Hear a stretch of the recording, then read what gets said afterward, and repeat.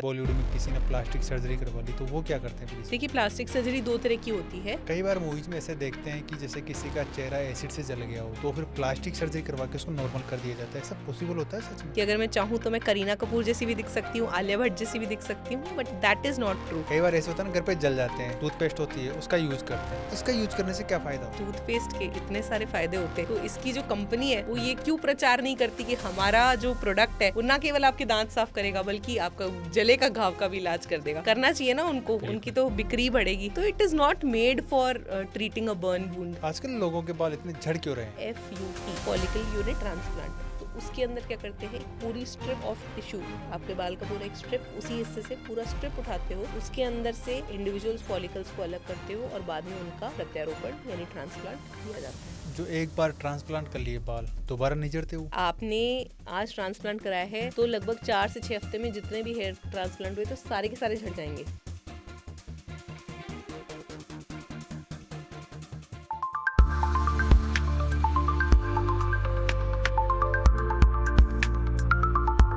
नमस्कार दोस्तों, आप देख रहे हैं द क्यूरियस माइंड शो। यहाँ पर हम हमारे माइंड में होने वाली क्यूरियोसिटी को एक्सप्लोर करते हैं। आज की हमारी क्यूरियोसिटी है प्लास्टिक सर्जरी। इस क्यूरियोसिटी को एक्सप्लोर करने के लिए हमने इनवाइट किया है डॉक्टर सोनाक्षी अग्रवाल, जो कि एक प्लास्टिक सर्जन है। डॉक्टर सोनाक्षी अग्रवाल इस समय SMS मेडिकल कॉलेज में असिस्टेंट प्रोफेसर के पद पर कार्यरत है। आज हम उनसे जानेंगे प्लास्टिक सर्जरी क्या होती है, हेयर ट्रांसप्लांट कैसे करते हैं, अगर कोई पर्सन कहीं से जल गया हो तो उसको ठीक कैसे किया जा सकता है। तो चलिए उनका वेलकम करते हैं। Welcome to show ma'am. Thank you. सबसे पहले तो आपसे हम ये जानना चाहेंगे आपकी डॉक्टर बनने की जर्नी कैसे शुरू हुई? डॉक्टर बनने की जर्नी काफ़ी पहले शुरू हो गई थी। जब I was in 10th class तब मैंने सोचा कि सोशल सर्विस करी जाए और तभी दिमाग में ख्याल आया कि डॉक्टर बनते हैं, क्योंकि इससे अच्छी सोशल सर्विस और कुछ हो नहीं सकती। प्लास्टिक सर्जरी जो आपने चूज की, इसके पीछे क्या स्टोरी है आपकी? बहुत सारे फील्ड है, आपने वो सब छोड़ के इसमें आए आप। मैं कहूँगी कि ये बाय चॉइस नहीं था।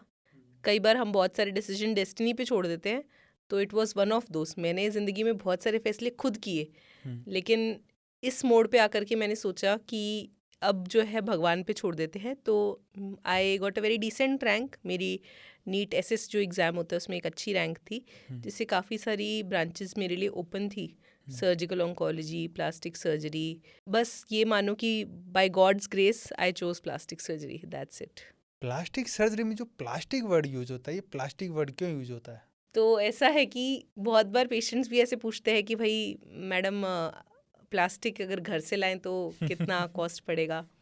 या फिर एक बार मुझे याद है, एक बाबा थे तो उन्होंने आफ्टर सर्जरी मुझसे कहा कि मैडम, मेरे तो प्लास्टिक तो लगाया ही नहीं आपने। तो ऐसा होता है कि पेशेंट्स को लगता है कि प्लास्टिक सर्जरी है तो कहीं ना कहीं कुछ प्लास्टिक का कुछ करेंगे, प्लास्टिक यूज़ होगा शायद। तो एक्चुअली क्या है, प्लास्टिक सर्जरी से लोग भटक जाते हैं, बट प्लास्टिक सर्जरी जो वर्ड आया है वो प्लास्टिको से, ग्रीक वर्ड से आया है, जिसका मतलब है टू मोल्ड यानी शेप देना। तो हम लोग बेसिकली जो आपके शरीर के टिश्यूज़ हैं या कोई भी स्ट्रक्चर, उसको रीशेप करने का काम करते हैं, उसका नया फॉर्म, नया फंक्शन देने का काम करते हैं। बट जैसे जैसे सुनते हैं कि बॉलीवुड में किसी ने प्लास्टिक सर्जरी करवा ली तो वो क्या करते हैं फिर इसमें? देखिए, प्लास्टिक सर्जरी दो तरह की होती है। तो इसमें एक बहुत बड़ा होता है कॉस्मेटिक सर्जरी, जिसके नाम से जब भी आप प्लास्टिक सर्जन के बारे में सोचते हैं तो आपको लगता होगा अरे हाँ, ये तो चेहरा बदल देंगे। एक मूवी याद आती होगी, हाँ उसका चेहरा बदल गया था, प्लास्टिक सर्जन ने प्लास्टिक सर्जरी करवाई थी। तो बॉलीवुड की जब हम बात करते हैं तो we are talking about cosmetic surgery. तो कॉस्मेटिक सर्जरी जो है ये बॉलीवुड सेलिब्रिटीज़ अक्सर करवाते हैं। आप यंग दिखना चाहते हैं, झुर्रियाँ हटाना चाहते हैं, अपने फेस का वॉल्यूम रिस्टोर करना चाहते हैं, हेयर्स चले गए हैं, हेयर को रिस्टोर करना चाहते हैं, नोज़ की शेप है उसको अल्टर करना चाहते हैं, होठ पतले लग रहे हैं उनको चाहते हैं कि और थोड़े फुलर जो है वो लुक आए। तो ये सब, this is all what is, मतलब एक छोटा सा चीज़ है जो कि प्लास्टिक सर्जरी में होता है। एक ब्रेस्ट इम्प्लांट्स के बारे में आप सुनते हैं, तो ये सब चीज़ें हैं जो बॉलीवुड सेलिब्रिटीज़ जो है, या फिर और मैं कहूँ और भी आजकल जो काफ़ी अवेयर लोग हैं जो भी वो करवा रहे हैं। कई बार मूवीज में ऐसे देखते हैं कि जैसे किसी का चेहरा एसिड से जल गया हो तो फिर प्लास्टिक सर्जरी करवा के उसको नॉर्मल कर दिया जाता है। ऐसा पॉसिबल होता है सच में? आई थिंक थोड़ा सा यहाँ पे करेक्ट करने की ज़रूरत है। कई बार हमारे पास लोग आते हैं कि मैडम प्लास्टिक सर्जरी कर दो, तो उन्हें एक्सपेक्टेड होता है कि भाई मैं तो, अब मैं शाहरुख खान की फ़ोटो लेकर आया हूँ तो शायद मैं शाहरुख खान जैसा बन जाऊँगा।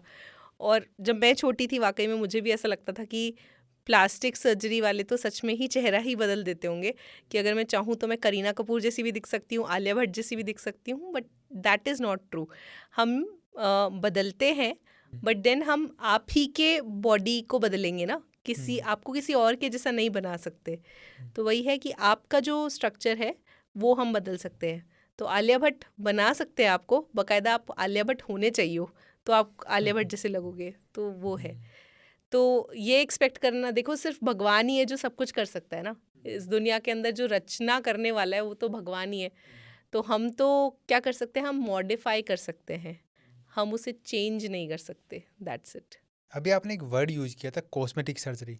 कॉस्मेटिक सर्जरी का मतलब क्या होता है? कॉस्मेटिक सर्जरी मतलब जिसके अंदर आप अपने ब्यूटी को एनहांस कराने के लिए जो भी सर्जरी करवाना चाहते हैं, मोटा मोटा वो आप उसको बोल सकते हैं कि कॉस्मेटिक सर्जरी है, जिसके अंदर आप अपने लुक को एनहांस कराने वाले हैं। इसमें ऐसी कोई सर्जरी नहीं आ रही जिसके बिना आप जो ना हो तो आपका जीना मरना इससे कुछ अफेक्ट होगा, नहीं होगा, आप अपनी नॉर्मल लाइफ जी सकते हैं। But then if you want to look more beautiful, more confident, if you want to enhance your appearance, तो आप वो सर्जरीज करवाते हैं। जो कॉस्मेटिक सर्जरी करवाते हैं कॉस्मेटोलॉजिस्ट से करवाते हैं, फिर प्लास्टिक सर्जन का इन दोनों में कैसे डिफरेंस होता है? एक्चुअली कोई वर्ड है ही नहीं, कोई कोर्स है ही नहीं। मतलब एक्चुअली जो मेडिकल फील्ड है, जो हम सारे एग्जाम्स देते हैं, जो इंडिया के अंदर करिकुलम है, उसके अंदर कॉस्मेटोलॉजी आई डोंट नो कहाँ से आ गया, ये कुछ है ही नहीं। बहुत सारे लोग अपने आप को बोलते हैं आई एम अ कॉस्मेटोलॉजिस्ट, और आजकल एक नया वर्ड आया है आई एम एस्थेटिशियन, और एक और फैंसी वर्ड है aesthetic physician, we are hiring aesthetic physicians. तो what is it all about? So there is no recognized course by NMC जिसे हम बोले कि ये कॉस्मेटोलॉजिस्ट है, there is nothing like that. ठीक है, either you have a dermatologist जो MD skin and venereal disease में वो डिग्री लेते हैं, वो होते हैं, या फिर होते हैं प्लास्टिक सर्जन। तो एनएमसी रिकॉग्नाइज तो ये दो ही कोर्सेज है, डर्मेटोलॉजी और प्लास्टिक सर्जरी। इनके अलावा कोई भी कोर्सेज जो हैं दे आर नॉट, मतलब दे आर नॉट वेरीफाइड, है ना, they are not, these people are not authorized. बहुत से लोग जो खुद को कॉस्मेटोलॉजिस्ट बोल रहे हैं, इन्होंने किसी अनरिकग्नाइज्ड जगह से 1 महीने, 15 दिन, 3 महीने, 6 महीने, 1 साल ऐसा कुछ कोर्स करा है। I don't know what it is, but then they start calling themselves cosmetologist, aesthetic physician, aesthetician, etcetera etcetera, so many fancy names. और इनकी वजह से लोग भ्रमित हो जाते हैं और इनके पास चले जाते हैं। ये लोग बहुत फैंसी सेटअप भी रखते हैं और बहुत अच्छा चार्ज भी करते हैं, but then at the end अगर कुछ गलती हो रही है तो then they don't know how to handle that. तो कोई नॉर्मल इंसान कैसे चूज करे कि वो कॉस्मेटोलॉजिस्ट के पास जाए या प्लास्टिक सर्जन के पास? उसको तो कह दिया जाता है कि हम भी इस चीज़ को ट्रीट करते हैं। हाँ बिल्कुल ट्रीट कर रहे हैं वो लोग, बहुत सारे नंबर्स में कर रहे हैं, अच्छे अच्छे सेंटर्स हैं जहाँ पे ये लोग अपॉइंटेड हैं। तो ऐसा कुछ नहीं है कि ट्रीट कर रहे हैं, पर आपको ये सोच के रखना है कि दे आर नॉट ऑथराइज्ड, या उनके पास उतना वो नहीं है, कैलिबर नहीं है कि वो किसी कॉम्प्लिकेशन को डील कर सकें। क्योंकि जब भी वो कॉम्प्लिकेशन होगा दे डायरेक्टली से कि यू आर बीइंग रेफर्ड, वो आपको रेफ़र कर देंगे। प्लास्टिक सर्जरी करते हो आप, इसके अंदर जैसे किडनी की सर्जरी होती है, हार्ट की सर्जरी होती है, तो उन सर्जरी की तरह इतना ही रिस्क होता है क्या इसके अंदर भी? देखिए किडनी और हार्ट की सर्जरी से कंपेयर करेंगे तो डेफिनेटली कम रिस्क है, बिकॉज प्लास्टिक सर्जरी में हम लोग आपका स्किन को टच कर रहे हैं, उससे ज़्यादा डीपर टिश्यूज़ में हम लोग नहीं जाते हैं नॉर्मली। तो रिस्क जो है वो केवल इसी लेवल पे है, सुपरफिशियल लेवल पे, वो डीप लेवल पे नहीं है। तो आपके वाइटल ऑर्गन्स क्योंकि टच नहीं हो रहे तो रिस्क कम है, बट देन प्लास्टिक सर्जरी में भी अपने इनहेरेंट रिस्क्स हैं। और जैसा कि मैं बताऊं मेंटल हेल्थ का, क्योंकि आजकल बहुत ज़्यादा वो आप पढ़ते ही हैं कि आपने किसी को, आज बच्चे को भी आपने कुछ बोल दिया तो नहीं, आप टीचर के तौर पे बच्चे को भी कुछ ज़्यादा कुछ नहीं बोल सकते, पेरेंट के तौर पे आप अपने बच्चे को ज़्यादा कुछ नहीं बोल सकते, बिकॉज आजकल मेंटल हेल्थ की इंपॉर्टेंस भी हम रिकॉग्नाइज कर रहे हैं। तो मुझे लगता है कि प्लास्टिक सर्जरी में जो हम ब्यूटी एनहांस कर रहे हैं, ये सब, ये कहीं ना कहीं आपकी मेंटल वेलबींग को अफेक्ट करता है। अगर मेरे सपोज स्किन चेहरे पे कोई दाग है, बर्न हो गया है, कुछ निशान है, तो मेरा कॉन्फिडेंस अफेक्ट होगा, मैं घर से बाहर निकलना बंद कर दूंगी। और अगर मुझे कोई कहता है कि ये ट्रीटेबल है और मैं प्लास्टिक सर्जन के पास जाती हूँ, वो ट्रीट हो जाता है, देन मैं कॉन्फिडेंस वापस रीगेन कर लूँगी। तो मेरी मेंटल हेल्थ इससे बहुत ज़्यादा अफेक्ट हो रही है।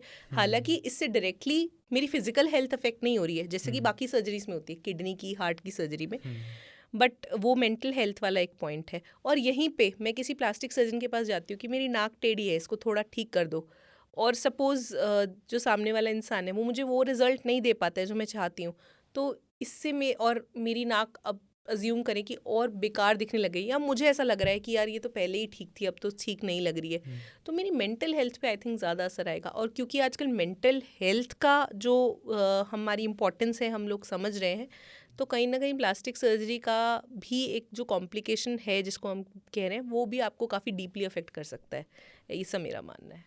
मान लो किसी की नाक उसको अच्छी नहीं लग रही हो, तो आप प्लास्टिक सर्जन उसमें क्या सर्जरी करते हो ऐसी जो उसको ठीक बना देते हो? बहुत सारे कारण होते हैं कि आपको नाक क्यों अच्छी नहीं लग रही है। नाक उठी हुई हो सकती है, नाक दबी हुई हो सकती है, नाक टेढ़ी हो सकती है, तो there are various an number of problems जो कि नाक के साथ होती है। सबके अलग अलग सॉल्यूशंस हैं। नाक जो ज़्यादा बैठी हुई रहती है तो उसको हम उसको ज़्यादा वो कर सकते हैं, प्रोजेक्शन उसका इंक्रीज़ कर सकते हैं। टेढ़ी नाक है तो उसको ठीक किया जा सकता है। फ्लेयर्ड है, नाक बहुत चौड़ी है, तो उसकी अलग सर्जरीज़ है। तो मतलब इसको राइनोप्लास्टी बोलते हैं। राइनोप्लास्टी में भी बहुत सारी चीज़ें हैं जो हम एज अ प्लास्टिक सर्जन आपको देख करके, आपको असेस करके फिर डिसाइड करते हैं कि what will be the best treatment. And not just ये हमारा ओपिनियन नहीं होता है, इसके अंदर आपसे भी पूछा जाता है। सबसे पहले आप ही बताएंगे कि आपको क्या चाहिए, उसके अकॉर्डिंग फिर हम आपको ट्रीटमेंट एडवाइस करते हैं, या आपके लिए ट्रीटमेंट क्यूरेट किया जाता है। पर्सनलाइज्ड होता है ये काफ़ी।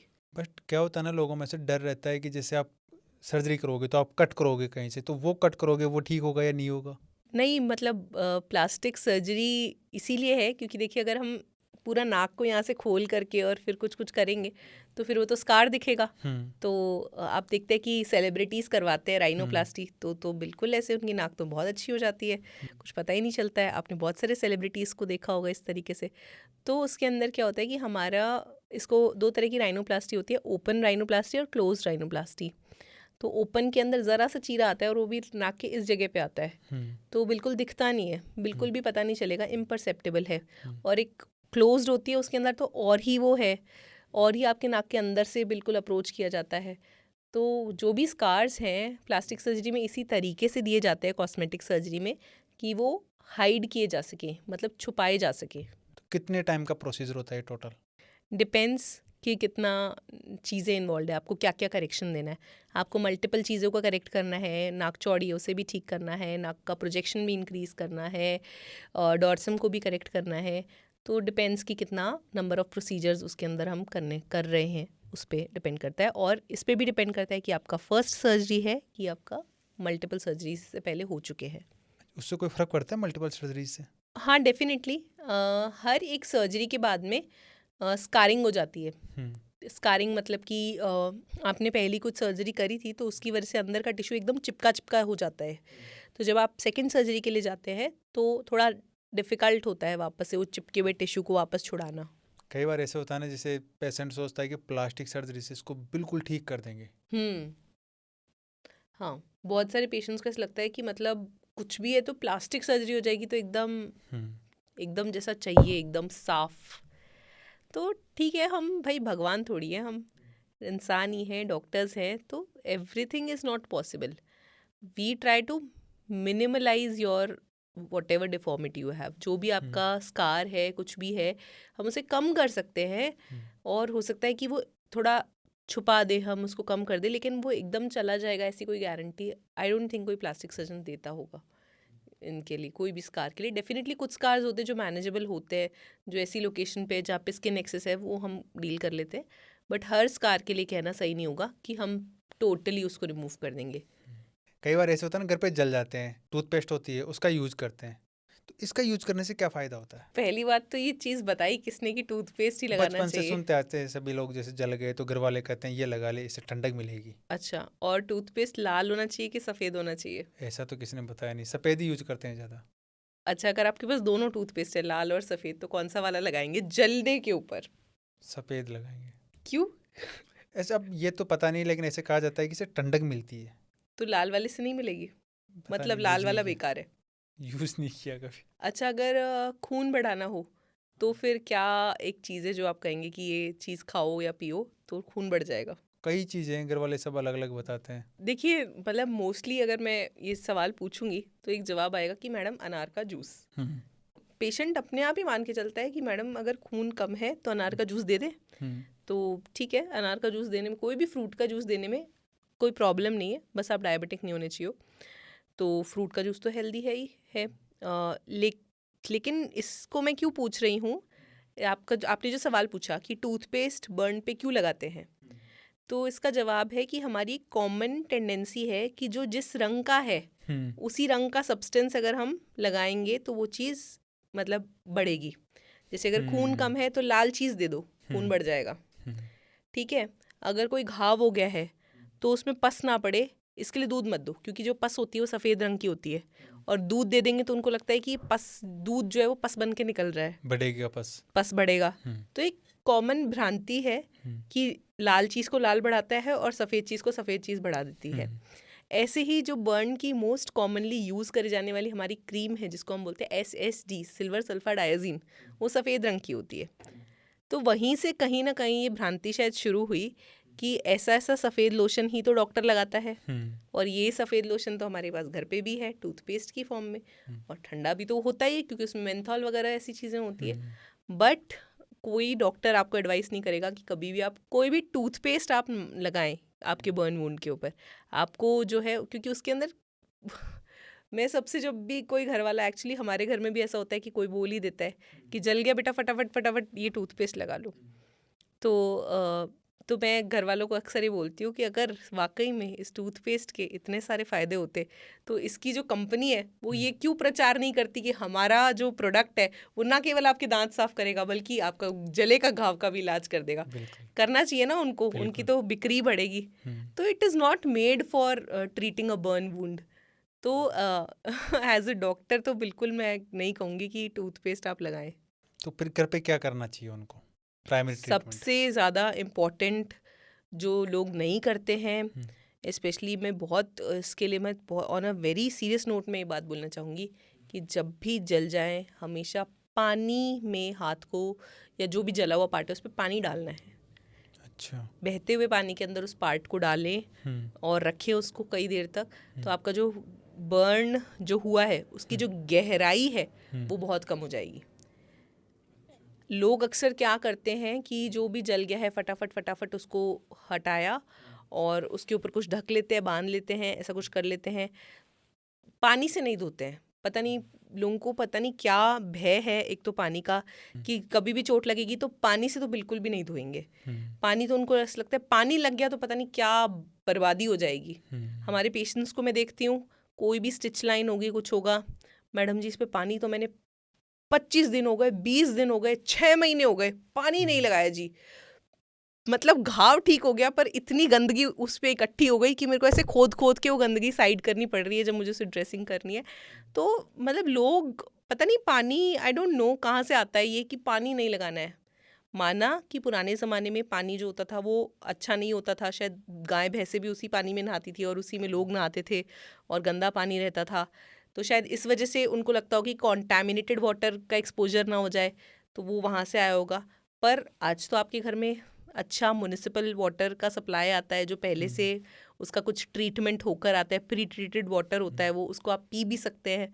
ठीक है, और लेकिन पता नहीं उससे क्यों नहीं लोग, और वाटर इतना अच्छे से क्लीन करता है आपकी स्किन को, आपको रोज़ एडवाइस किया जाता है कि नहाइए, पर आपकी जैसे ही चोट लगती है आपका नहाना बंद, उस पार्ट पे पानी लगाना बंद, सब कुछ बंद।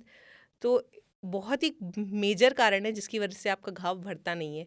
इसी तरीके से बर्न वूंड के अंदर भी सबसे पहले आपको पानी लगाना है, ताकि, और वाटर की ना एक बहुत ख़ास एबिलिटी होती है जो सिर्फ वाटर में ही है, वो हीट को बहुत अच्छे से सोखता है। आप जब भी इमेजिन करिए, अगर आपके पास एक बहुत गर्म कोई वेसल है, मतलब सपोज़ कोई चीज़ बहुत गर्म है, सब्जी बहुत गर्म है, ऐसा एक्चुअली मतलब करते हैं, और आपको उसको जल्दी से ठंडा करना है, बहुत जल्दी, घर में मेहमान वेट करे, उस चीज़ को जल्दी से ठंडा करना है, तो आप क्या करेंगे, उस जो भी भगोना है जिसके अंदर भी आपकी वो पानी सब्जी या में रखते हैं XYZ, उसको। उसको पानी में रखेंगे।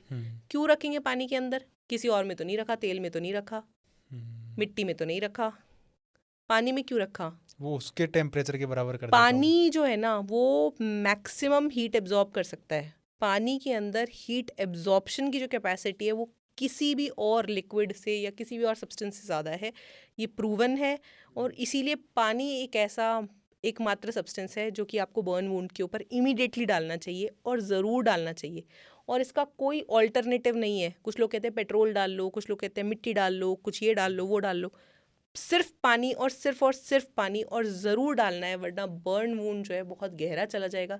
स्पेशली दिस इज़ ट्रू बच्चों के लिए, जिनके अंदर वो जल जाते हैं, तो पानी ज़रूर डाल दें। बच्चों की चमड़ी बहुत पतली होती है, और ये जो भी जलने के जो घाव होता है, आपको तो ज़रा सा लगेगा, लेकिन उस बच्चे की तो पूरी त्वचा अंदर तक जल जाएगी। तो इसीलिए पानी डालना बहुत ज़रूरी है। पानी के लिए आई थिंक इसलिए मना करते हैं, तो उनको ऐसा लगता है कि ये पकाव ले लेगा, पक जाएगा ये। वही मैंने आपको बताया कि लोग पुराने ज़माने में पानी कॉन्टैमिनेटेड शायद होता था, कॉन्टैमिनेटेड वाटर होता था, गाय भैंस से सब लोग उसी में नहा रहे थे, वही सारा पानी जो है वो भर के ले आते थे, ट्रीटेड नहीं होता था। पर आज वो स्थिति नहीं है, तो पानी डालने से कुछ नहीं होगा, सिर्फ बेहतर ही होगा, कुछ ख़राब नहीं होगा।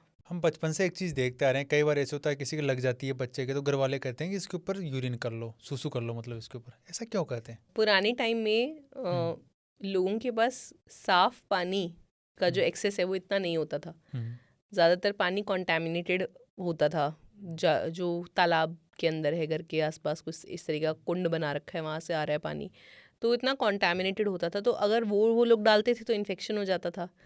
तो आपका जो यूरिन होता है ना, इट इज़ स्टेराइल, अनलेस कि आपकी खुद के कोई एक्सटर्नल इन्फेक्शन है या आप डायबिटिक हो, देन इट में कंटेन बैक्टीरिया। अदरवाइज जो बॉडी यूरिन बनाती है, क्योंकि वो बॉडी का अंदर का बनाया हुआ एक फ्लूइड है, तो वो स्टेराइल होता है। तो वो लोग उसको डाल लेते थे ताकि वूंड से कोई भी डर्ट है, अक्सर ये चोट वोट जो है खेलते हुए लगती थी, इस तरीके की जगहों पे लगती थी, तो यूरिन डालने से वो क्लियर हो जाती थी चीज़ें। यूरिन जो है, अब क्योंकि आज का हम टाइम देखें, हमारे पास इतने सारे स्टेराइल सोल्यूशंस हैं, हमारे पास एंटीसेप्टिक लिक्विड्स हैं वूंड को वॉश करने के लिए, तो आज जो उसकी इम्पोर्टेंस है वो इतनी रह नहीं गई है। आजकल हमारे पास और ज़्यादा advance dressing, advanced wound care के चीज़ें मौजूद हैं। तो आज के सिनेरियो को देखते हुए हम एज अ डॉक्टर किसी को एडवाइस नहीं करते कि वो यूरिन यूज़ करे। हमारे पास स्टेराइल सोडियम NS जिसको बोलते हैं वो सोल्यूशन है, उससे हम वूंड को वॉश देते हैं, सारे डेब्रीज क्लियर करते हैं, उसके बाद उसके ऊपर एंटीसेप्टिक हमारे पास सोल्यूशंस है, हम वो पोर करते हैं, और हम फिर बाद में वूंड की प्रॉपर ऑइंटमेंट से ड्रेसिंग करते हैं एज पर द रिक्वायरमेंट। मान लो कोई पुराना किसी की स्कार हो, पहले का जला हुआ या पहले की लगी हुई हो, तो उसको ठीक किया जा सकता है प्लास्टिक सर्जरी से? हाँ, हम बहुत सारे ऐसे स्कार्स, पुरानी चोट के निशान, टैटू के निशान और जले हुए के निशान, बहुत सारे स्कारिंग और डिफॉर्मिटीज़ हैं जो करेक्ट करते हैं। पर हाँ, ऐसा सोचना कि कोई भी स्कार जो है पूरी तरीके से ठीक हो जाएगा प्लास्टिक सर्जरी से, एकदम नॉर्मल चीज़ें हो जाएगी, ऐसा हर केस में पॉसिबल नहीं होता है। तो डिपेंड करता है केस टू केस बेसिस पे। किस कंडीशन में ठीक किया जा सकता है? जैसे इसमें कई सारी चीज़ें हैं जिस पे डिपेंड करेगा, आपका स्कार का साइट क्या है, किस जगह पे आपका स्कार, ठीक है, तो उस पे डिपेंड करेगा। सपोज आपका स्कार ऐसी जगह पे है जहाँ पे स्किन एक्सेस है, जैसे माथे पे इतना सा स्कार है, तो आराम से स्किन एक्सेस है, आसपास की स्किन उसको एक्सरसाइज करके क्लोजर हो सकता है।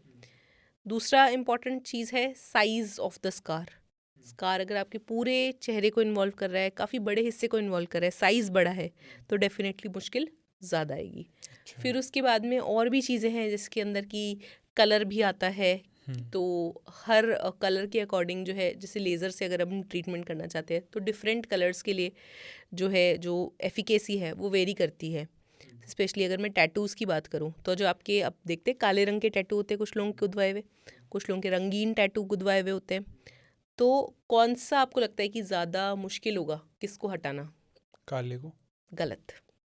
रंगीन टैटू हटाना सबसे मुश्किल होता है। ऐसा क्यों? काला टैटू हटाना आसान होता है, क्योंकि काला जो टैटू रहता है ना, उसका जो पिगमेंट होता है, उसको आपका जो लेज़र होता है वो बहुत जल्दी आइडेंटिफाई करके उसको टारगेट कर पाता है। कलर्ड में वो चीज़ मुश्किल होती है। आजकल बोटॉक्स और फिलर का नाम बहुत सुनते हैं, ये क्या है? बोटॉक्स और फिलर्स जो हैं ये दो अलग अलग चीज़ें हैं। तो बोटॉक्स क्या है? बोटॉक्स एक प्रोटीन डेरिवेटिव है, पॉलीपेप्टाइड है। उसका काम होता है मसल के एक्शन को रोकना। अब अच्छा। इसकी कैसे काम करता है इसको समझने के लिए सबसे पहले समझना पड़ेगा, ये पहली चीज़ तो ये जान ले कि बोटॉक्स जो है इसको मोटा मोटा ये मान के चलिए कि एंटी रिंकल ट्रीटमेंट है, रिंकल को हटा देगा। अब रिंकल पड़ता कैसे है? जैसे आपकी माथे की लकीरें ऐसे करेंगी तो माथे पे लकीरें आ जाएंगी, ठीक है। ज़्यादा हंसूंगी तो यहाँ पे लकीरें आ जाएंगी, कुछ यहाँ पे लकीरें आ जाएंगी। जैसे जैसे उम्र बढ़ती है ये लकीरों की जो गहराई होती है आप देखते हैं बढ़ जाती है। ज़्यादा उम्र के लोग हैं गहरी गहरी लाइन, यहाँ पे गहरी गहरी लाइन, कुछ यहाँ पे सीधी सीधी गहरी गहरी लाइन, यहाँ पे लाइन, और देखते हैं इस जगह लाइन, मुंह के आसपास लाइंस, बहुत सारी ऐसी लाइंस होती है जो कि आपके चेहरे पर आने लग जाती है, समय के साथ एज के साथ बढ़ती रहती है। सब रिंकल्स हैं, ठीक है। रिंकल्स क्यों बनते हैं और ये क्यों गहरे हो जाते हैं? हमारा जो मसल यहाँ पे हमारे फेस की चमड़ी के नीचे बहुत सारे मसल्स हैं, तो मसल्स जो हैं वो अलग अलग डायरेक्शन में कॉन्ट्रैक्ट करते हैं। माथे के मसल्स है तो वो यूं कॉन्ट्रैक्ट करेंगे तो उस पर सलवटें इस तरीके से पड़ती है। चेहरे के मसल्स है वो यूं कॉन्ट्रैक्ट करेंगे तो ऐसी सलवटें पड़ती है। मतलब जो सलवटें पड़ रही है, जो रिंकल्स पड़ रहे हैं, दिस इज़ बिकॉज की जो अंडरलाइंग मसल्स है वो छोटी और बड़ी हो रही है, कॉन्ट्रैक्ट कर रही है। कॉन्ट्रैक्ट कर रही है तो सलवटें पड़ रही है, ठीक है। अब अगर ये सलवटें हटानी है तो मसल को मना करना पड़ेगा कि कॉन्ट्रैक्शन नहीं होना चाहिए, ठीक है। तो वो कैसे करते हैं? बोटॉक्स क्या काम करता है? बोटॉक्स उस मसल को पैरालाइज कर देता है। अच्छा। अब आप हंसोगे या कोई भी एक्सप्रेशन दोगे तो आपकी ये माथे की मसल सपोज मूव ही नहीं कर रही, मूव नहीं कर रही तो रिंकल्स नहीं आ रहे। आप बहुत बार ऐसे स्पूफ वीडियोस देखते हो एक्टर एक्ट्रेसेस के, जिसके अंदर वो कहते हैं कि हंसने की कोशिश कर रही है पर इससे हंसा नहीं जा रहा। बहुत ऐसे वीडियोस जैसे मैंने भी देखे हैं, तो एक्ट्रेस हंसना चाह रही है पर इधर वाला गाल तो हंस पा रहा है, इधर वाला जो लिप है वो साइड में जा ही नहीं रहा है। क्यों? मसल पैरालाइज कर रखी, बोटॉक्स करा रखा है। अच्छा। तो ये बोटॉक्स है। बोटॉक्स क्या करता है? मसल मूवमेंट को इनिबिट करता है। बहुत कैलकुलेटेड डोजेज में दिया जाता है। थोड़ा एक्सेस हो जाता है तो मसल, वो जो मसल मूवमेंट उसने रोका है वो बहुत ज़्यादा विजिबल हो जाता है। तो विजिबल हो जाएगा तो आपको लगेगा यार ये तो अजीब सा लग रहा है, इसकी तो स्माइल ही वो हो गई, सिमेट्री नहीं रही स्माइल के अंदर, टेढ़ी मेढ़ी स्माइल हो गई। इसी तरीके से और ज़्यादा, जैसे यहाँ आई का बोटॉक्स करते हैं, अगर बहुत ज़्यादा बोटॉक्स का अमाउंट चला जाए तो आईलिड ड्रूपिंग हो जाती है, बंद हो जाएगी, आपकी एक आंख बंद रहेगी। तो कुछ एडवर्स इफेक्ट्स भी होते हैं। तो बेसिक एक्शन इज मसल को पैरालाइज करके एंटी रिंकल इफेक्ट देना। तो कितने समय तक इसका असर रहता है? डिपेंड्स, बोटॉक्स भी कई तरीके के आते हैं। बोटॉक्स में भी कई टाइप के बोटॉक्स होते हैं। नॉर्मली आप मान के चलो कि 6 to 12 मंथ्स तक इनका अमूमन इफेक्ट रह सकता है, उसके बाद it needs to be repeated. बार बार करवा सकते हैं? हाँ, नुकसान कुछ नहीं है इसके? जो मैंने बताया वही नुकसान है। जैसे अगर कैलकुलेटेड डोज से ज़्यादा चला गया, गलत जगह पे चला गया, गलत मसल को अफेक्ट कर दिया, तो उसके नेगेटिव्स या फिर आपके साइड इफेक्ट्स जो है आपको देखने को मिल जाएंगे। फिलर्स क्या होते हैं? फिलर मतलब फिल करने के लिए सब्सटेंसेस हैं। अब फिल क्यों करना पड़ता है? जैसे जैसे एजिंग होती है, उम्र बढ़ती है, वैसे वैसे जो हमारी बॉडी स्किन के नीचे जो फैट है वो ख़त्म होता रहता है, तो वॉल्यूम लॉस होता जाता है। जिससे कि आपने देखा होगा कि जो लोग बूढ़े हो गए हैं उनके यहाँ गड्ढे पड़ जाते हैं, माथे की इस तरफ गड्ढे पड़ रहे हैं, अच्छा आंखों के नीचे गड्ढे पड़ गए हैं, ठीक है, इस तरीके से। और यहाँ पे जैसे मैंने कहा कि बहुत गहरी गहरी लाइंस बन जाती हैं। तो इन सब से अगर आप आज आप भी एआई को बोले कि मेरा फेस बूढ़ा कर दो, तो उसके पास भी एक सेट पैटर्न्स है, वो कुछ झुर्रियाँ डाल देगा, कुछ ये डाल देगा। तो बेसिकली उसे भी पता है कि हाँ, एजिंग के साथ में वॉल्यूम लॉस हो जाता है। तो ये जो वॉल्यूम ऑफ फैट जो आपकी बॉडी से लॉस हो गया है, फेस से, पर्टिकुलरली फेस से जो आपका वॉल्यूम लॉस हो गया है, उसको फिल करने का काम करते हैं ये फिलर्स। ये अलग अलग सब्सटेंसेस से बने हो सकते हैं, बहुत तरीके के सब्सटेंसेस हैं जिनसे इनको बनाया जाता है। तो ये हम इंजेक्ट करते हैं जिससे कि आपका वॉल्यूमिनस इफेक्ट दिखे, आपका चेहरा वापस से यूथफुल दिखे। कई बार देखते हैं जो हीरोइंस होती है, एक्ट्रेसेस, उनके होठ होते हैं काफ़ी फूले हुए होते हैं, इसी की वजह से होते हैं वो? हाँ, वो भी एक तरीके का फिलर है, लिप फिलर, जो आप करवा सकते हैं अगर आपको लगता है कि होठ पतले दिख रहे हैं, कुछ शेप आप पर्टिकुलर चाहते हैं, तो आप उस अकॉर्डिंग फिलर्स लिप के लिए भी करवा सकते हैं। और फिलर्स का असर कितने दिन तक रहता है? कुछ जो फिलर्स होते हैं वो रिवर्सिबल होते हैं। मतलब अगर आपको लग रहा है कि ज़्यादा इंजेक्ट हो गया, जैसे आप कह रहे हैं कि फूला हुआ ज़्यादा दिख रहा है, तो वो जाके कह सकता है कि doctor I want to get it reversed, I am not liking it. तो वो आपको पर्टिकुलर इंजेक्शन होता है जो उसको एक तरीके से उसका एंटीडोट है, तो वो उसको इंजेक्ट करके उसको करेक्ट कर सकते हैं। अच्छा। कुछ वैसे जो फिलर्स होते हैं they are also not permanent, तो इनकी भी कुछ लाइफ होती है, जैसे 1.5 साल 2 साल, तो इतने टाइम तक इनका इफेक्ट रह सकता है, डिपेंडिंग ऑन द टाइप, आपने कौन सा फिलर यूज़ किया है। फिलर के नुकसान क्या है? ज़्यादा और कम। ज़्यादा फिलर हम्म। बहुत एक्सेसिव दिखेगा, कम फिलर आपको उतना रिजल्ट नहीं मिलेगा। सबसे पहला तो यही नुकसान है।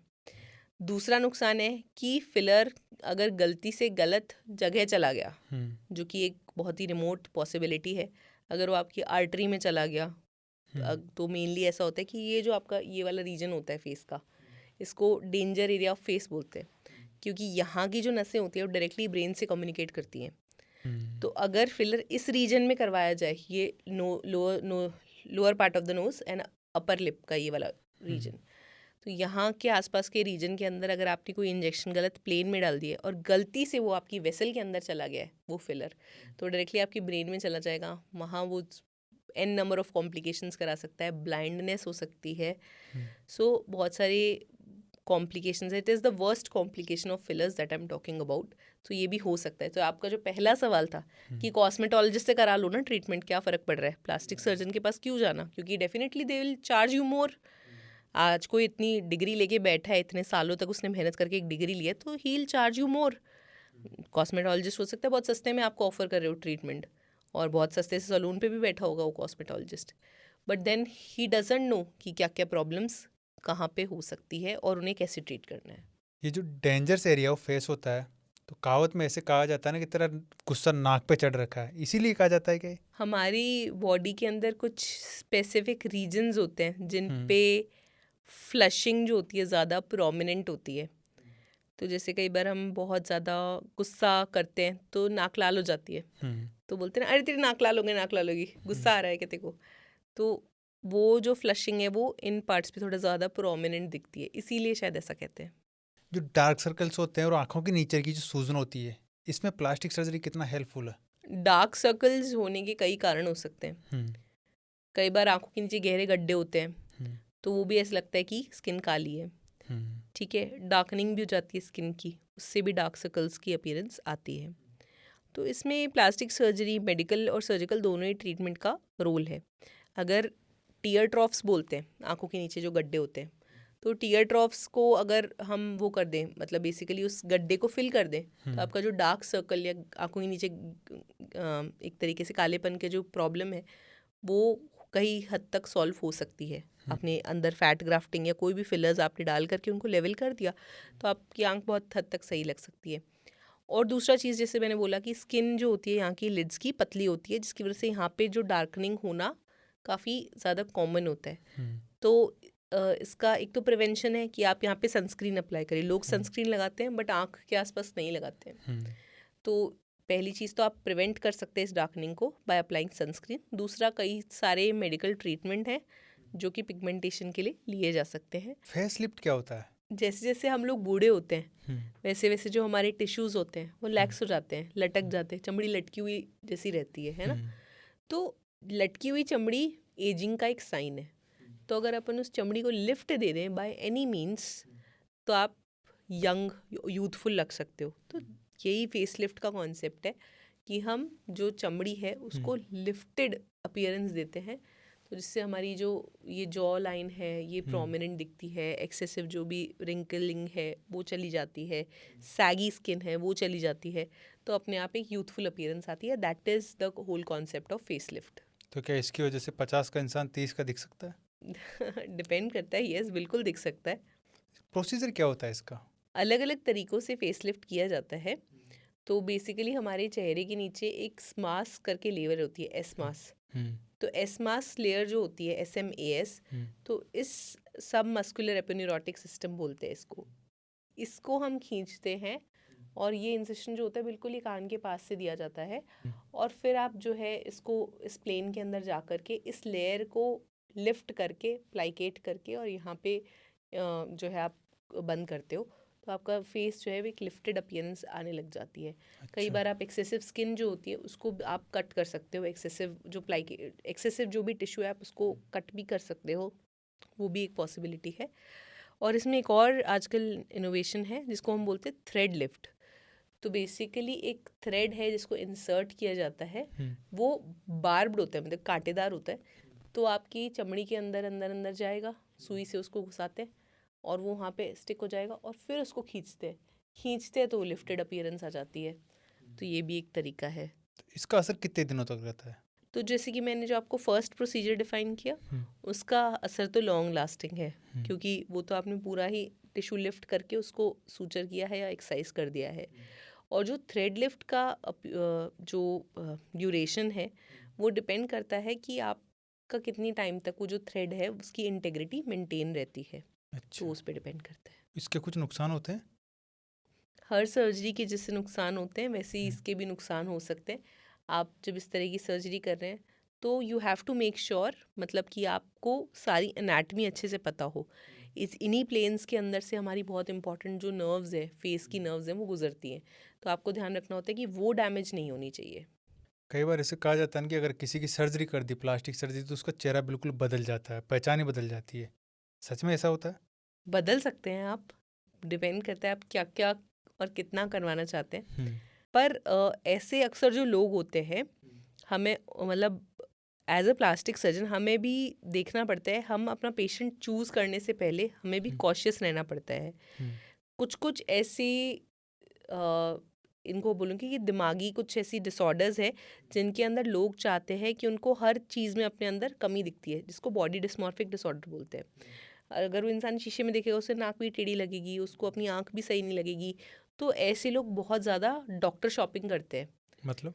मतलब ये कि ये जो डिसऑर्डर वाले लोग होते हैं ये आपके पास आएंगे, आप इनकी एक सर्जरी करोगे, उसके बाद भी इनको सेटिस्फैक्शन नहीं होगा, दोबारा आपके पास आएंगे, दूसरी सर्जरी करवाएंगे, फिर भी सेटिस्फैक्शन नहीं होगा। तो इस टाइप के लोगों से हमें बचना होता है। अगर मैं किसी बहुत सारी सर्जरीज कर दूंगी, डेफिनेटली वो पूरा चेंज कर सकते हैं उसको। वो खुद ही इंसान एट दी एंड अपने आप को पहचान नहीं पाएगा, इतना तक लोग चेंज करा लेते हैं अपने आप को। But then you have to see कि जो आपका पेशेंट आपके पास में आपका वो लेकर के आ रहा है, उसका जो रीज़न है अपना ये सर्जरी कराने का, वो कितना लेजिबल है। क्या वो खुद ऐसा महसूस करता है इसलिए करा रहा है? कई बार लोग फैमिली प्रेशर के अंदर आके करवाते हैं कि भाई शादी नहीं हो रही, या हस्बैंड को मैं पसंद नहीं हूँ, हस्बैंड का किसी और से अफेयर है। तो आपको पूरी मनस्थिति समझनी पड़ती है आपके पेशेंट की कि वो कोई सर्जरी क्यों करवा रहा है। अगर वो सर्जरी जेन्युइन रीज़न से करा रहा है देन दैट इज़ ओके, पर अगर वो किसी के दबाव में करवा रहा है तो हाईली लाइकली है कि सर्जरी के बाद भी उसको अपने रिजल्ट पसंद नहीं आएंगे। तो इस कंडीशन में क्या करते हैं फिर आप पेशेंट के साथ? हम लोग उसको समझाते हैं। पहले तो हिस्ट्री को बहुत तरीके से लेना पड़ता है, उससे पूछना पड़ता है कि अच्छा क्या प्रॉब्लम आ रही है, सही तो लग रहा है। सब तो बताते नहीं नहीं मैम, मेरा हस्बैंड भी बोलता है कि सही नहीं लगता। फिर थोड़ा और जब रेपो बिल्ट होती है तो फिर हम उससे पूछते हैं कि कुछ दिक्कत है क्या। तो बता धीरे से कई बार कुछ कुछ लोग बता देते हैं कि ऐसा ऐसा है, मुझे ऐसा लगता है कि कोई और के साथ वो है, हस्बैंड का अफेयर है, समथिंग समथिंग। तो धीरे धीरे पेशेंट समटाइम्स टेल कि भाई क्या प्रॉब्लम है और क्यों वो सर्जरी हो रही है। ज़्यादातर लोगों के इस केस में होता है कि भाई मैं ये इसलिए करवाना चाहता हूँ ये प्रोसीजर क्योंकि शादी नहीं हो रही, सबसे ज़्यादा तो इसलिए। कई कई केसेस में हमने देखा है कि भाई जैसे स्पेशली वजाइनोप्लास्टी और हाइमेनोप्लास्टी, तो उसके अंदर पार्टनर चाहता है कि मेरे जो पार्टनर है, मेल पार्टनर, उसको पता ना चले कि I have had this experience before my marriage. तो वो इसलिए भी करवाते हैं। तो ये सब मल्टीपल रीजंस हैं करवाने के। तो जो भी रीज़न जेन्युइन है उसके अंदर हम पेशेंट को डेफिनेटली हम जो प्रोवाइड कर सकते हैं हम करते हैं। अगर हमें लग रहा है कि किसी के दबाव में आकर के ये सर्जरी करवाई जा रही है तो हमें पता है कि ये सेटिस्फाई नहीं होने वाला है फिर सर्जरी के रिजल्ट से, चाहे हम फिर वो कितनी भी अच्छी क्यों ना कर ले, तो फिर हम उन्हें डेफ़र करते हैं या उन्हें समझाते हैं कि आपको ये सर्जरी नहीं करवानी चाहिए। ये रहता है। ऐसी कौन सी सिचुएशन है जिसके अंदर आप बिल्कुल अवॉइड करते हो प्लास्टिक सर्जरी करना, किसी भी तरह की सर्जरी? कॉस्मेटिक सर्जरी के बारे में बात करूँ तो जैसे मैंने आपको बताया कि बॉडी डिस्मॉर्फिक डिसऑर्डर जिनको है उसमें तो completely it is a no, completely no, आपको नहीं करना चाहिए ऐसी सर्जरी। मतलब यही मैं कहूँगी कि the most important exception. Liposuction क्या होता है? ये बहुत सुनते हैं कि लोग फैट निकलवा लिए यहाँ से वहाँ से। तो देखो लाइपोसक्शन से ना जुड़ी हुई मोस्ट कॉमन भ्रांति क्या है, लोगों को लगता है कि ये वेट रिड्यूस करने का तरीका है। उन्हें लगता है कि वाह बढ़िया टेक्निक है, सक्शन करके सारा फैट चर्बी निकाल देंगे तो वज़न कम हो जाएगा। ठीक है, बट वेट रिडक्शन और लाइपोसक्शन 2 अलग अलग चीज़ें हैं। तो आप बहुत मोटे हैं, ओबेसिटी है, तो वेट रिडक्शन तो आपका वो ओबेसिटी कम कर देगा। लाइपोसक्शन का हमारा जो मेन एम रहता है दैट इज़ कॉन्टूरिंग, कॉन्टूर देना, मतलब फॉर्म देना बेसिकली बॉडी को। अच्छा। ये इसलिए नहीं है कि आपका बॉडी फैट हम रिड्यूस करता है ये body fat reduce, but main M इसका कॉन्टूर देना है।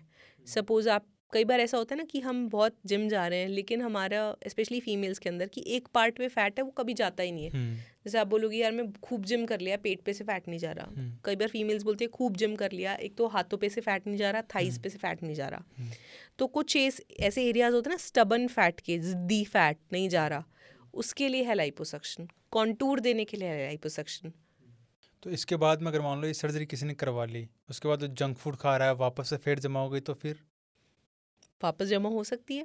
हम हर पेशेंट के अंदर ये बोलते हैं कि ये वापस से रिवर्स हो सकता है, आपको मेंटेन करना पड़ेगा, हेल्दी लाइफस्टाइल को कंटिन्यू करना पड़ेगा। पर हाँ एक बात है कि जो लाइपोसक्शन का प्रोसीजर है, क्योंकि उसके अंदर हम बॉडी के अंदर फैट प्लेन्स में जाकर के फैट को निकालते हैं बार बार, तो वहाँ पे फाइब्रोसिस हो जाता है, तो लेस चांस है कि वापस वहीं पे फैट जमा होगा।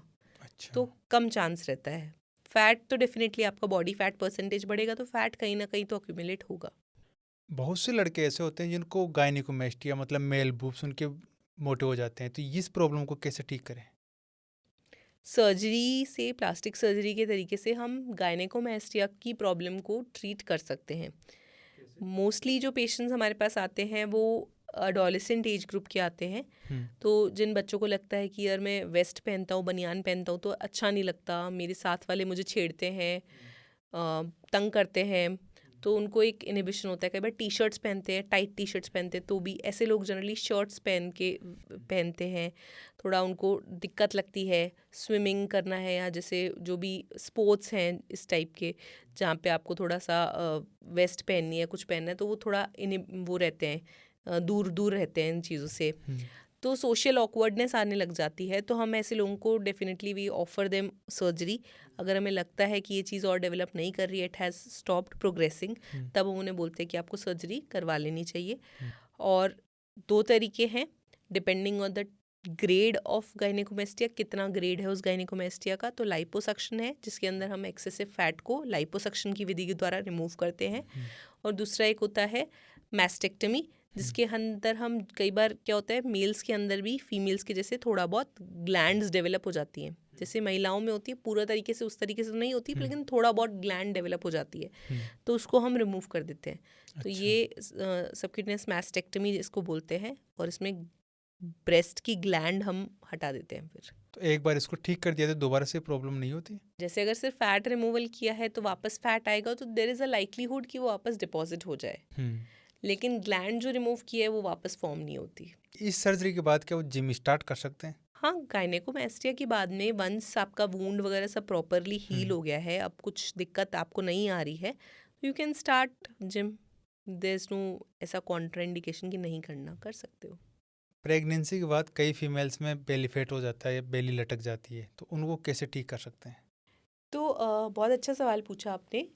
एक्चुअली इसको हम एक सर्जरी पूरा पैकेज है, आजकल इसको बोलते हैं मॉमी मेकओवर, कि जो मॉम्स हैं वो अपना पहले जैसा अपीयरेंस वापस पा सकती हैं बॉडी का। बेली लटक गई है, थाई पे एक्सेस फैट हो गया है, बटक्स पे एक्सेस फैट डिपॉजिट हो गया है, तो उन सबको ट्रीट किया जा सकता है। इन सब सर्जरीज को एक कलेक्टिव टर्म दे दी है मॉमी मेकओवर। अच्छा। तो इसमें सब सर्जरीज आ जाती है। आपका लाइपोसक्शन आ गया, आपका बेली फैट हटा देंगे, एक्सेसिव जो लटका हुआ पेट है उसको हटा दिया जाता है, और जो स्कार लाइन रहती है वो भी इतनी इम्परसेप्टिबल सी होती है कि आपको जैसे सिजेरियन का स्कार बनता है ना, बिल्कुल उसी तरीके का आपका एब्डोमिनोप्लास्टी का स्कार होता है। तो वहाँ से हम फिर एक्सेस स्किन जो होती है वो रिमूव कर देते हैं। थाई वगैरह में, बटक्स में जो फैट रहता है उसको लाइपोसक्शन से हटा देते हैं। तो यही सब हम कर सकते हैं वापस से आपको ये फील कराने के लिए कि आप मॉम तो हैं, ठीक है, आपको वापस एक यूथफुलनेस आपको वापस दे दी आपको। प्लास्टिक सर्जरी से क्या 6 पैक एब्स बना सकते हैं? पॉसिबल है? 6 पैक एब्स अगर आपको रियल में चाहिए तो आपको जिम ही जाना पड़ेगा, but there is a procedure जिसको बोलते हैं HD लाइपोसक्शन। तो उसके अंदर क्या करते हैं, आपके जो 6 पैक एब्स हैं उनके ऊपर से एक तो फैट रिमूव कर देंगे तो वो थोड़े ज़्यादा विजिबल दिखेंगे, और उनकी जो बॉर्डर्स हैं उनको और ज़्यादा डिफाइन कर देते हैं हम एचिंग के थ्रू। मतलब हम हमारा लाइपोसक्शन सिलेक्टिवली जो उसकी बाउंड्रीज है उससे फैट हटा देगा, तो आपके जो 6 पैक्स बने हुए हैं वो उभर कर दिखेंगे। तो दिस इज़ HD लाइपोसक्शन। कितने दिनों तक इसका असर रहता है फिर? जैसे कि 6 पैक्स जब तक आपके हैं, अगर आपने ज़्यादा फैटी डाइट कंज्यूम किया, आपका वेट बढ़ गया, 6 पैक्स आपके ओब्लिटरेट हो जाएंगे, अदरवाइज दे विल शो। तो ये मसल्स नेचुरल लगती है या फिर आर्टिफिशियल लगती है? देखिए, अगर आपने मसल्स बना रखी हैं और मैं उस पर लाइपोसक्शन कर रही हूँ, उसको एनहांस कर रही हूँ, तो वो नेचुरल लगेगा क्योंकि ऑलरेडी आपके 6 पैक एब्स है, बस मैंने उनको और थोड़ा सा मतलब एक तरीके से विजिबिलिटी बढ़ा दी उनकी। लेकिन यदि तो मैं आपका आर्टिफिशियली 6 पैक एब्स बनाऊँ, जो कि वो भी पॉसिबल है, पर वो डेफिनेटली फिर वो आर्टिफिशियल जैसा ही लगेगा क्योंकि मैं उसके अंदर केवल फैट को इस तरीके से कट कर रही हूँ कि वो आपके ऐसे 6 केक्स के जैसे पेट के ऊपर दिखे, तो वो थोड़ा आर्टिफिशियल लगेगा डेफिनेटली।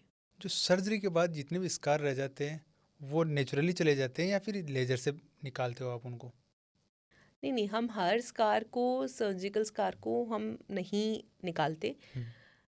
हम जो स्कार प्लेस करते हैं एज अ प्लास्टिक सर्जन, जो भी स्कार में लगाऊंगी जिस भी प्रॉब्लम के लिए हो, सपोज कोई फ्रैक्चर का, फेस पे फ्रैक्चर है, फेस पे कोई लीजन है जिसको मुझे एक्सरसाइज करना है, तो मैं अपना स्कार जो होता है वो प्लास्टिक सर्जरी के अकॉर्डिंग प्लेस करती हूँ। तो हमारी फेस के ऊपर ना कुछ टेंशन लाइंस होती है, RSTL बोलते हैं, रिलैक्स्ड स्किन टेंशन लाइंस। तो हम आइडियली जब भी उन लाइंस के अलोंग हमारा स्कार प्लेस करते हैं तो वो लेस विजिबल होता है, एक चीज़।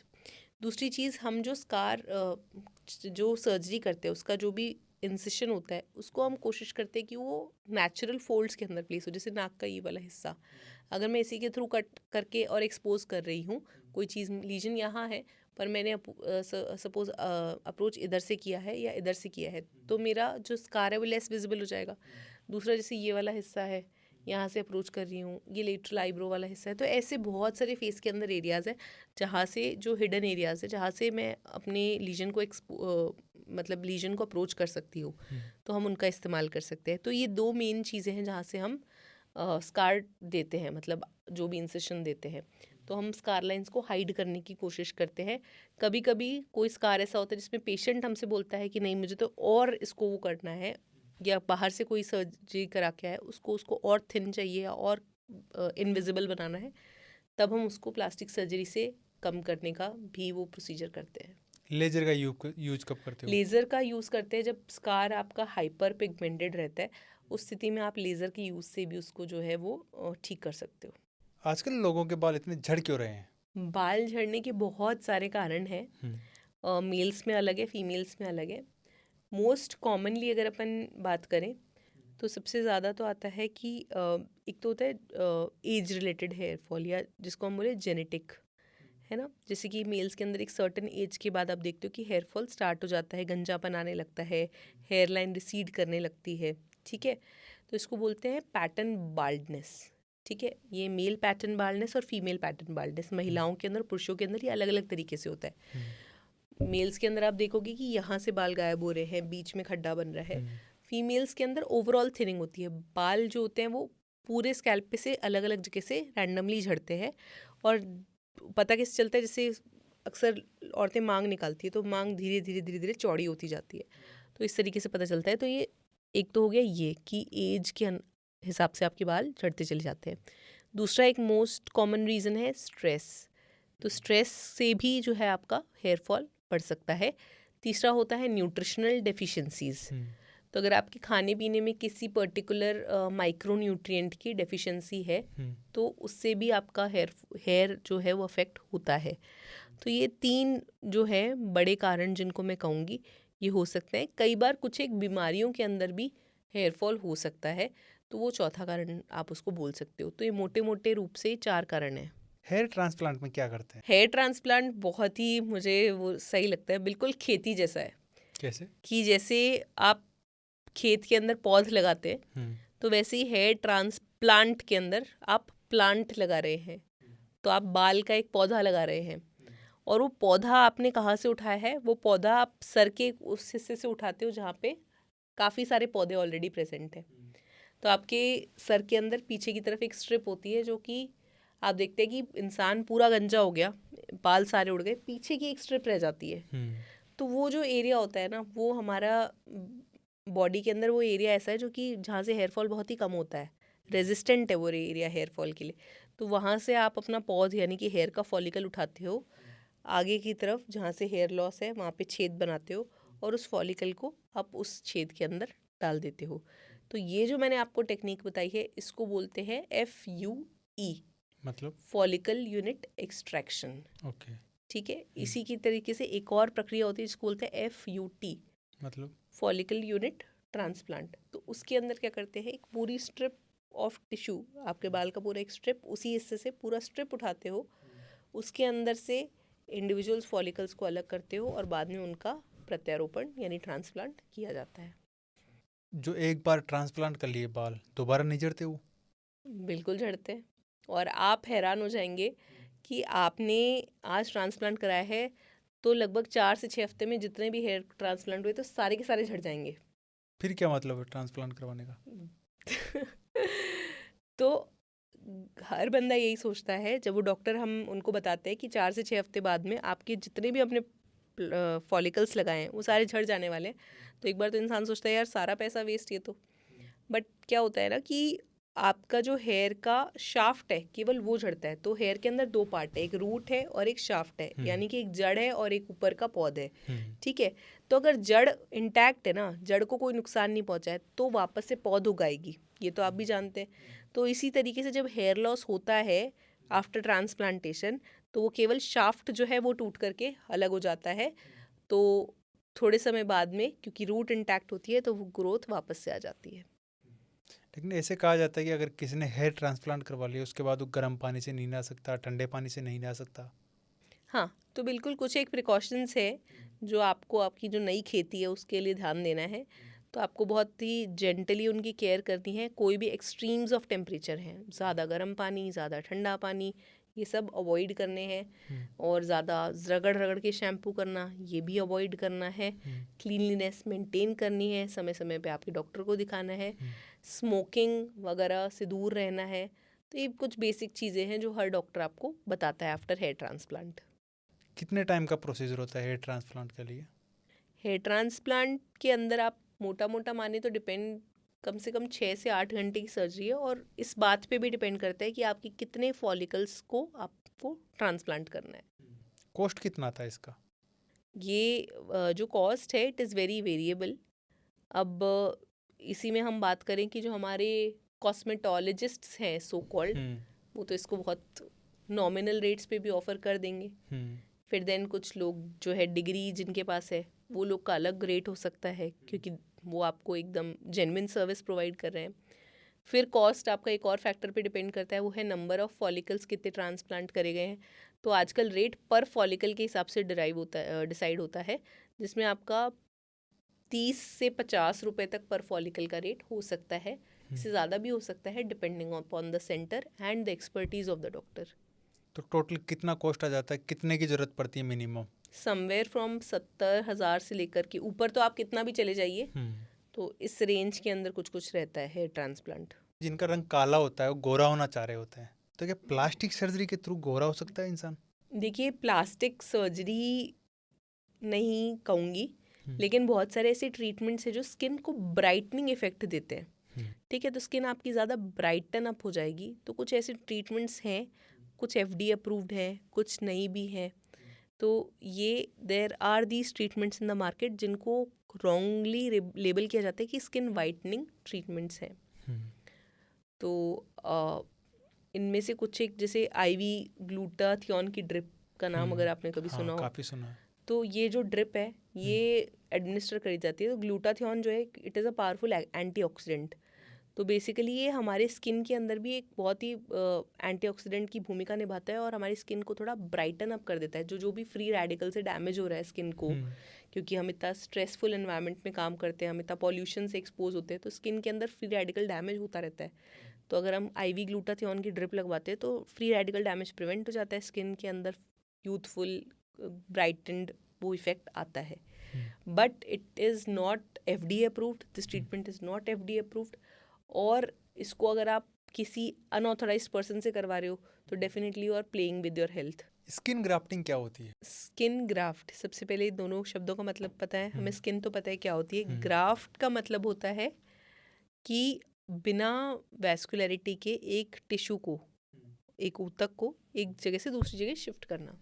ठीक है, तो स्किन ग्राफ्ट के अंदर हम एक जगह की स्किन को दूसरे एरिया पे जहाँ पे स्किन की ज़रूरत है वहाँ शिफ्ट कर देते हैं, तो इसको स्किन ग्राफ्टिंग बोलते हैं। कैसे काम करती है? तो सपोज आपके किसी भी पार्ट पे, फॉर एग्जांपल आपके पैर के ऊपर एक बड़ा सा घाव हो गया है जो कि खुद से नहीं भर रहा। छोटे घाव तो खुद ही भर जाते हैं, बड़ा घाव नहीं भर रहा है।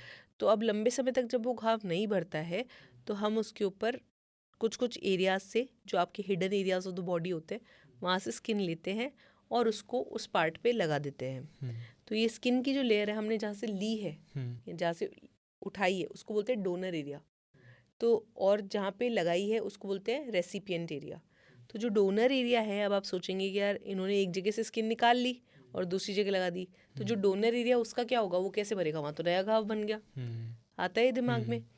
तो होता क्या है कि वहाँ पे जो सेल्स होते हैं वो उस जगह को अपने आप से हील कर देते हैं, तो वहाँ पे कुछ रेमिनेंट रह जाते हैं सेल्स के, तो वो एपिथेलाइज कर देते हैं उस वाले पोर्शन को। तो 3 से 4 हफ्तों के अंदर जो डोनर एरिया वो अपने आप से हील हो जाता है। तो निशान नहीं रहते वहाँ पे?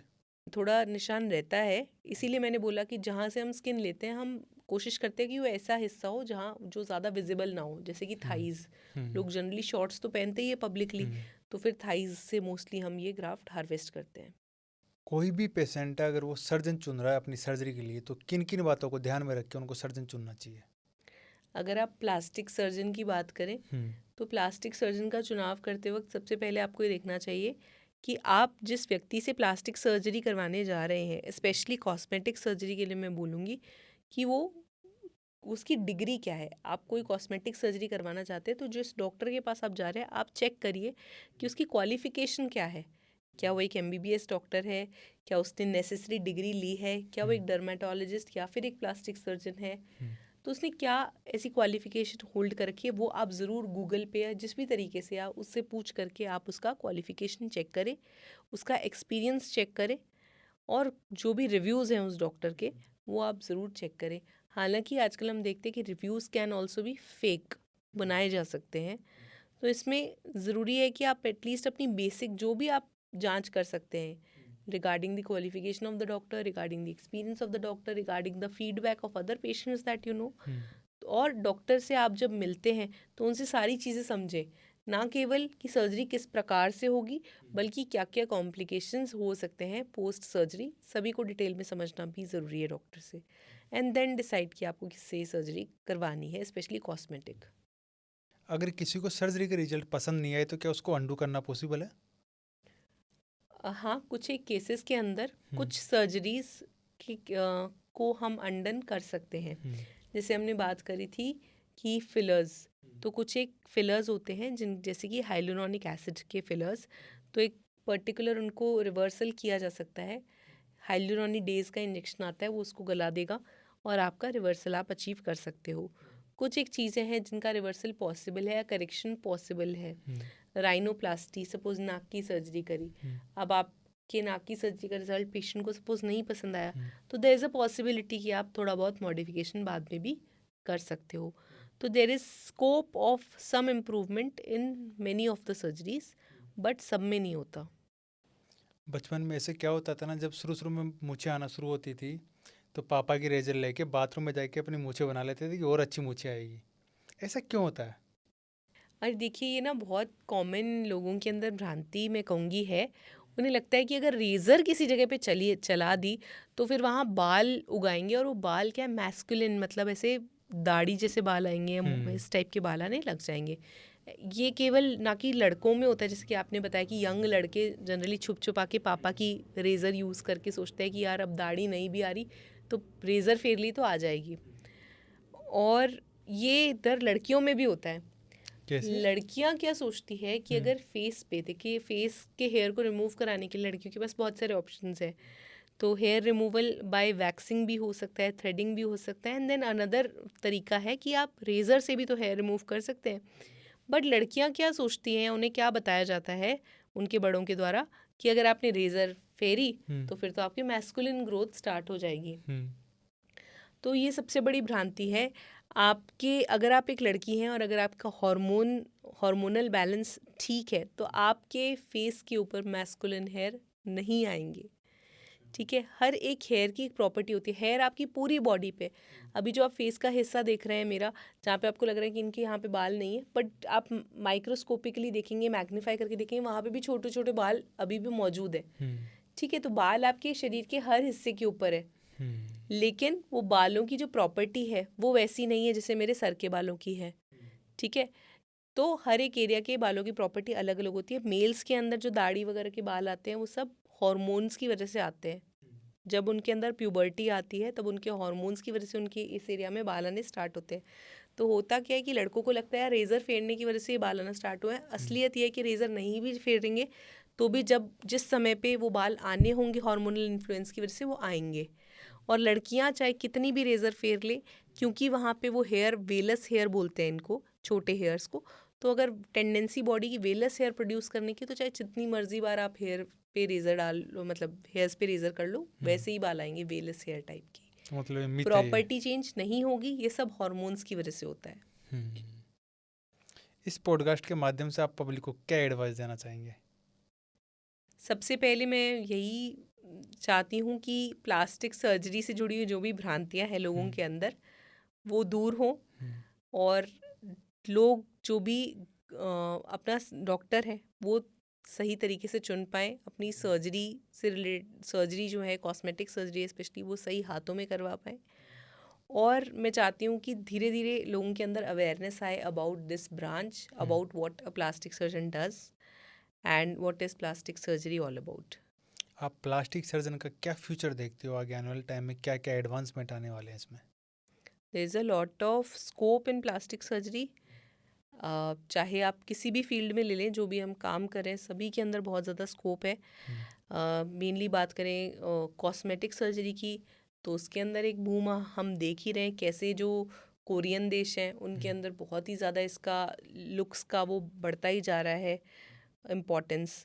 और हम देख रहे हैं उसका कहीं ना कहीं इन्फ्लुएंस बाकी वेस्टर्न कल्चर पे भी आ रहा है, इंडियन कल्चर पे भी उसका इन्फ्लुएंस आ रहा है। लोगों के अंदर इतना ज़्यादा सोशल मीडिया का इन्फ्लुएंस इतना बड़ा है कि लोग अपने फेस को, अपीयरेंस को लेकर और ज़्यादा कॉन्शियस हो रहे हैं। तो लोग कॉस्मेटिक सर्जरीज कराने के लिए, प्रोसीजर्स करवाने के लिए, जो एक समय तक सिर्फ बॉलीवुड सेलिब्रिटीज़ तक ही सीमित थे, आजकल बहुत सारे कॉमन मैन के अंदर ही हम देखते हैं कि हमारे आसपास के लोग ही बहुत सारे कॉस्मेटिक प्रोसीजर्स करवा लेते हैं। तो वो चीज़ें कॉस्मेटिक सर्जरी का बढ़ रहा है। दूसरी तरफ हम देख रहे हैं कि प्लास्टिक सर्जन का एक बहुत बड़ा रोल होता है रिकन्स्ट्रक्शन के अंदर, चाहे वो ट्रॉमा के बाद का रिकन्स्ट्रक्शन हो, चाहे वो कैंसर सर्जरी के बाद का रिकन्स्ट्रक्शन हो, उसके अंदर भी प्लास्टिक सर्जन जो है वापस से आपका जो भी शेप फॉर्म बिगड़ा है किसी भी ऑर्गन का उसको रिस्टोर करने में हेल्प करता है। जैसे कि हम बात करें एक्सीडेंट हो गया, पैर जो है उसके ऊपर बहुत सारा मांस जो है वो चला गया, लॉस हो गया, तो वापस से उसके ऊपर मांस लगाना, चमड़ी लगाना, वो ट्रॉमा रिकन्स्ट्रक्शन के अंदर आता है। तो क्योंकि अब ट्रॉमा बहुत ज़्यादा बढ़ गया है, एक्सीडेंट्स बहुत ज़्यादा होने लगे हैं, तो इसके अंदर प्लास्टिक सर्जरी का रोल है। फिर उसके बाद में आप देखते हैं एडवांसमेंट्स हो रहे हैं बहुत सारे, कि हम देख रहे हैं कि हैंड ट्रांसप्लांट तक हो रहा है। लोग मृत व्यक्ति का हाथ जो है आप एक जीवित व्यक्ति को दे रहे हो। अच्छा। हाँ, तो वो हैंड ट्रांसप्लांट जो है वो भी हम प्लास्टिक सर्जरी की बदौलत हम कर पा रहे हैं। छोटे छोटे एरियाज जिनका कट जाते थे और कुछ नहीं हो पाता था, जैसे हम बहुत बार देखते हैं कान का पूरा कान उखड़ गया पिन्ना, तो इसका तक ट्रांसप्लांट हो पा रहा है सही समय पर। तो ऐसी बहुत सारी चीज़ें हैं। कैंसर के अंदर इतना एडवांसमेंट आ रहा है कि लोगों के अंदर मुंह का कैंसर हो जाता था, पूरा पूरा जबड़ा निकाल देते थे लोग, उसी बुरे भद्दे घाव के साथ में घूमते थे, या फिर उसके ऊपर एक छोटे बहुत चमड़ी लगा देते थे, तो बहुत एक विचित्र सी अपीयरेंस बन जाती थी आफ्टर कैंसर सर्जरी। आप फोटोज़ में भी देखेंगे तो बहुत ही अजीब सा इंसान बन जाता था जो कि सोशली इंटीग्रेट नहीं हो पाता था। अब हमारे पास इतनी टेक्नोलॉजी है कि हम उसे बैक टू नॉर्मल शेप तक दे सकते हैं। तो ये चीज़ें बढ़ती जा रही है और भी इतने सारे एडवांसमेंट है। मतलब प्लास्टिक सर्जरी मतलब it is a branch with enormous scope and I am lucky to be in this field. Thank you ma'am, आप आए, आपने इतना वैल्यूबल टाइम दिया उसके लिए बहुत बहुत धन्यवाद। आपको भी बहुत बहुत थैंक यू प्लास्टिक सर्जरी को और मुझे एक प्लेटफॉर्म देने के लिए, अपनी बात बताने का मौका देने के लिए।